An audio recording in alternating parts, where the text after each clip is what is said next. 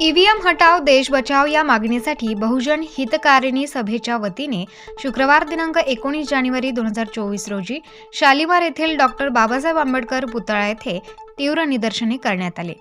यावेळी ईव्हीएम हटाव देश बचाव, ईव्हीएम हटवा, लोकशाही वाचवा, बॅलेट पेपरवर मतदान घ्या, डॉक्टर बाबासाहेब आंबेडकर आणि लोकशाही जिंदाबादच्या घोषणांनी परिसर दणाणून गेला होता।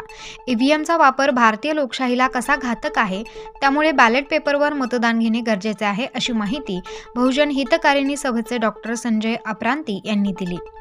यावेळी संतोष कितने, करुणाशील पगारे, शिवदास मजदे, सुभाष सातपुते, राजू मजदे, सचिन वाघ, रवींद्र जगताप, विजय साळवे, राजकुमार सावंत, आर जगताप आदी उपस्थित होते। नाशिक स्टार न्यूजसाठी रोहित गायकवाड, नाशिक।